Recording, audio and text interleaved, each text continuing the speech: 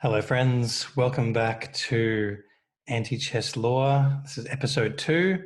And now what we're going to talk about is my top 10 players on FICS for the 2000s era. So the era spanning from 2000 to 2009. Last episode, of course, we looked at our best early legends from the 90s. And now we're going to move on to our best players of the decade of the noughties, or noughts, however you want to call it. Basically, I've compiled this top 10 list based on as good objective data as I could. And I spent hours and hours really trying to come up with the optimal way of deciding who are the best of the best. So I've combined a bunch of different things. Of course, ratings or highest ratings don't always tell us the exact truth. And what I've really attempted to do is find the best players of this era, examined a lot of their head-to-head records. And this is what's going to give us the picture of who is going to be final top 10 FICS masters. But let's basically get right to it now. Let's get in the top 10. And the first name, number 10, this person's played many, many games, has an amazing record against a few of the other top 10 as well, and very talented in other areas. So a bit of a Bughouse, Crazy House player as well, but suicide is his forte. That's Kid Kibitz. So Kid Kibitz is number 10 on my list. Very strong player. And I'm going to look at one of his games now. So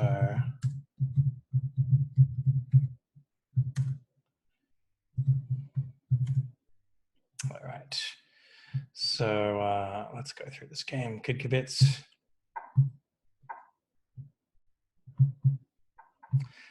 C5. Interesting. You know, not a common opening, but it is common against some of the best players. And we're going to see the power of holding onto your pieces in this game. So the queen's kind of taking everything for now. That bishop's a little dangerous, but this queen's going to control the game.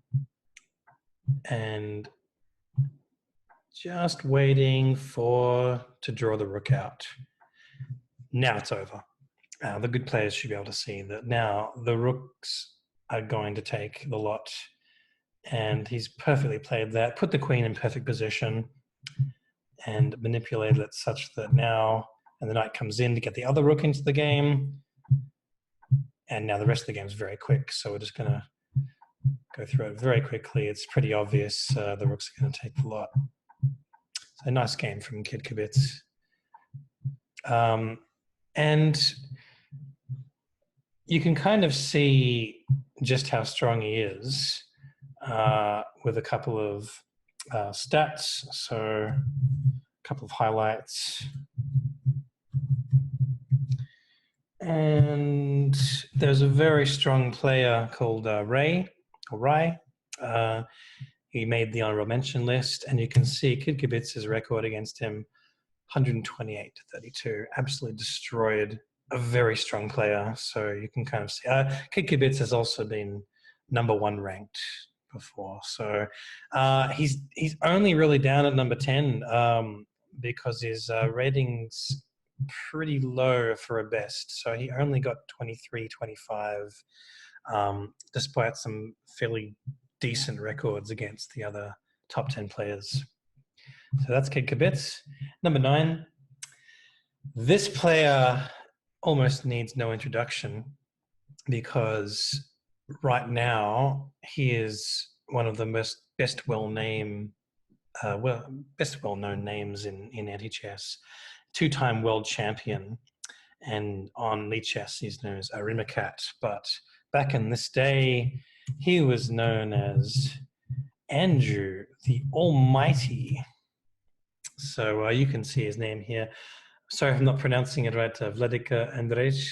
I hope that's close enough. He's written a book on anti-chess that's been published.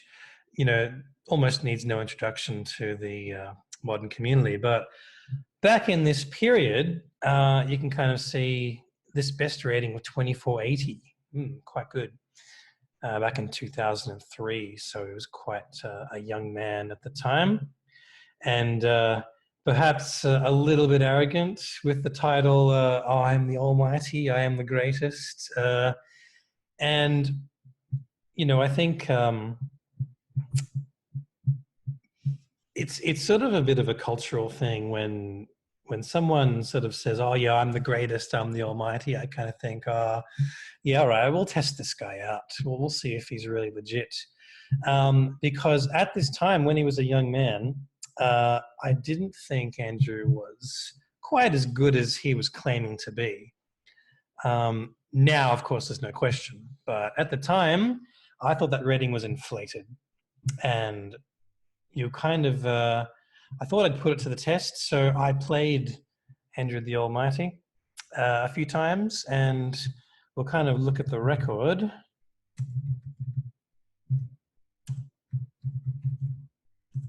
The suspense. And you can see 3-3. Now, you know, I'm not really an amazing player. Sure, now my rating got to a 2100 recently. But back then, I did make top 20 on FICS, but I did not think I was a really good player. So for me to get 3-3 against Andrew kind of showed, yeah, I don't think he was quite as good as 2480, that's for sure. And you can also see we got some unrated games we've played because he refused to play me rated. He was a bit protective of his rating. And, you know, this can happen. People get proud and they think, well, if I got a chance of losing, I just want to kind of protect things. So that's one thing that happened. It's also one reason why Andrew is number 9th on my list. He's not much higher because only 1,800 games, and he was very selective about who he played.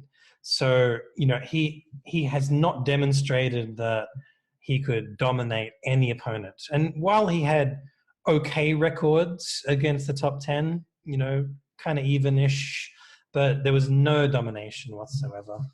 So, but that said, you know, still number 9 on the list, still an amazing player.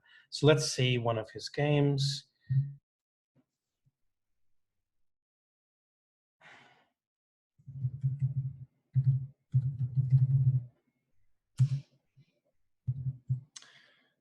Which one is it? Sure.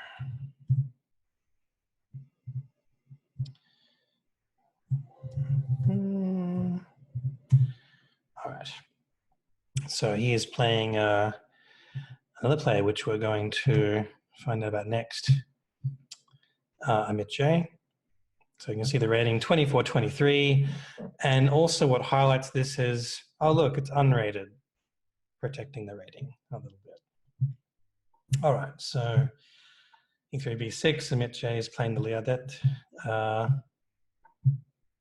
H5, this is still pretty standard theory. And of course, to Andrew's credit, or Vladika, he did kind of come up with a lot of his own theory. So we can really thank him for developing many of our modern theories. All right, so pretty solid so far. Just got a pressure on that H file. Yep, asking some questions. Bringing the knight out. Still okay. Now we're getting to a bit of a race for that exchange, queen versus rook. But Andrew's probably lost enough pieces now that normally it's an advantage to have the queen, but when you have too few, it kind of works out all right. Now it's difficult. Looks like the queen could take the lot. And there it is. Okay, so an interesting tactical battle. And that is Andrew the Almighty. And I guess there's not much surprise who number 8 is, because I've just kind of introduced him. Masterful player from India, and that is Amit J. So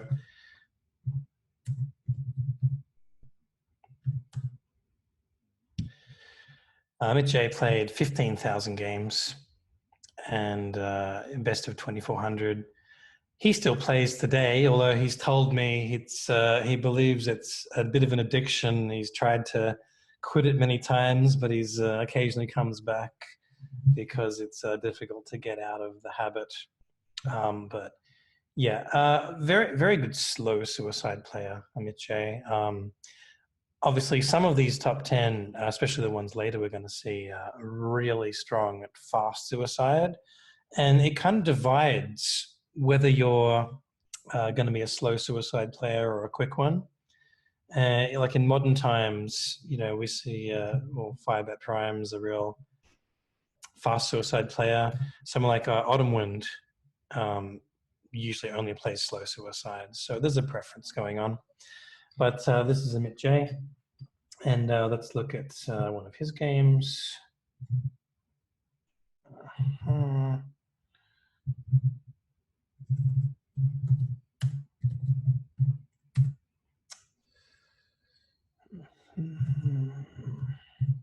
Okay. So again, you can see the 212. Amit J likes to play slow suicide. Kajiga, I mean, you can see that rating's not very good, but that's probably the lowest he was. He was also a pretty decent player, played a lot of games. All right, so we have G3 opening and 96, C4.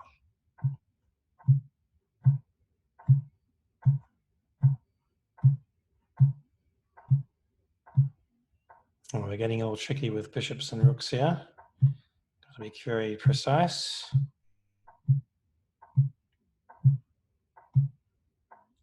And bishops come out now, though.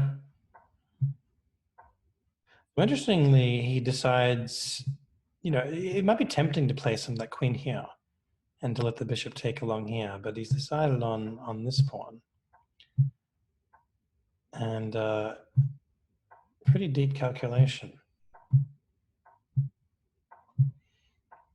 So now he's let the rooks take, and the bishop protects, and now it's no problem to finish off, and white resigns that game. So yeah, Amit J, he was our next. Next player on the list. Now, this one's a little controversial. Many consider this next player to be one of the greatest of all time. Now, I've got him here at sort of, number 7, because he was fairly late on the scene because he's younger. And obviously, when I'm looking at the records, they don't stack up very well against the old masters because, he was probably young. He was at the stage where he's learning the game. And it was really kind of the following decade that this person really hit his stride. So that's why he is at the position he is. And this is Jodl. So a really famous name for probably the next decade. Had insanely high rating on Chess at one point, I think 2,900 or something. And you can see here, 15,000 games, 2,500 rating, which is one of the highest, going round. He's really like very good. But you can see 2011, this was achieved. And he said here, he got to number 1 in 2008. So a little later on the scene. And, against a lot of the old masters, not very good records. But that said, he improved a lot and he's become one of the greatest to ever play the game. So Jodl then, one of Jodl's games, we have this one.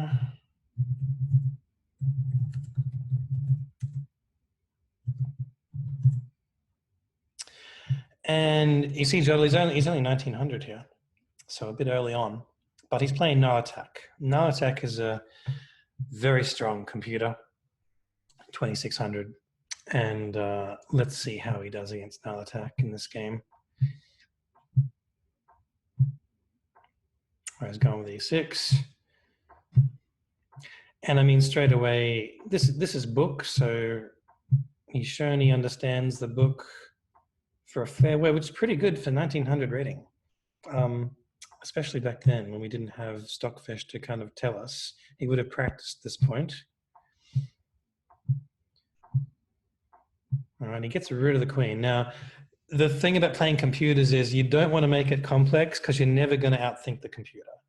As soon as you make things very tactical, it's going to be very difficult to keep track of. So he's gone the positional route. He's getting rid of the bishop, smart play. And he's going to think more strategically now, manipulating that knight to the right square, getting the king involved. And that knight move, very good, knight back here, really protecting things, waiting to strike. Because now, without the tactics, the computers can be a little bit clueless at times. All right, so he's given away the knight, probably shouldn't have. And more advanced. Still being very, very cautious. Back and forth, just waiting. Gets rid of the rook. Okay, so there's a bit of advantage. Black's looking okay. Now he's got a real shot. Get rid of the pawn.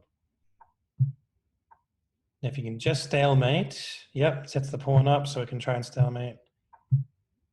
And be very easy to get rid of this king soon. It's going to hunt behind this pawn. Just got to get to the right squares. He's actually almost wanting to take a draw, which would be all right against a 2600 computer. But computers don't like draws. They usually try something else. And there we go. We sacked the knight. And now it's even worse for white. White's made it very difficult.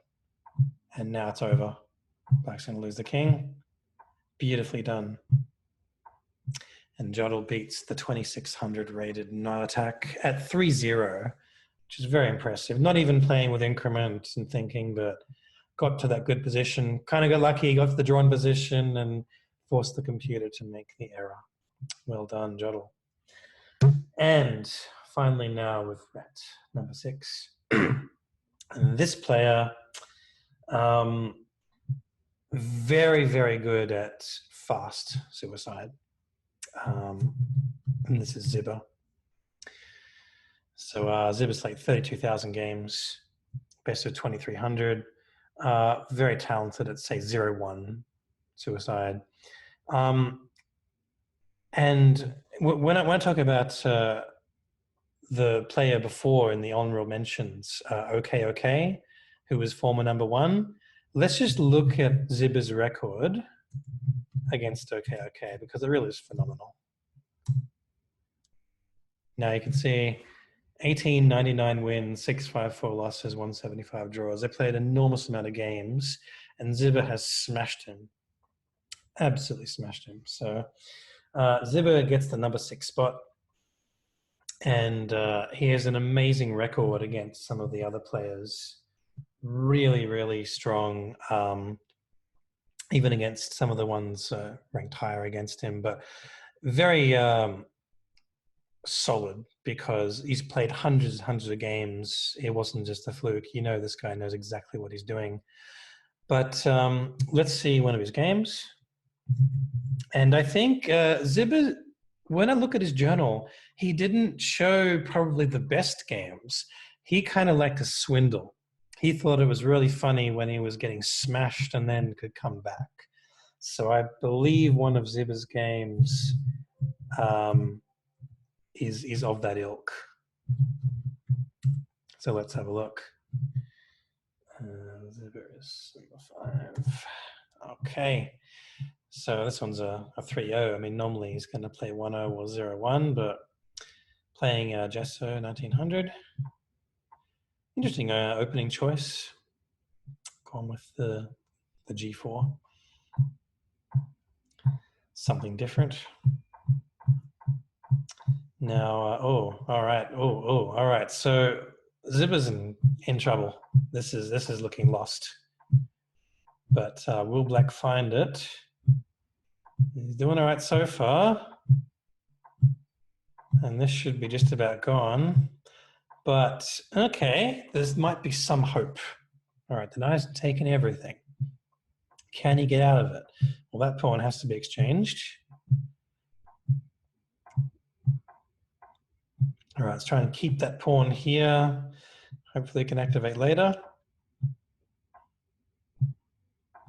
And there it is.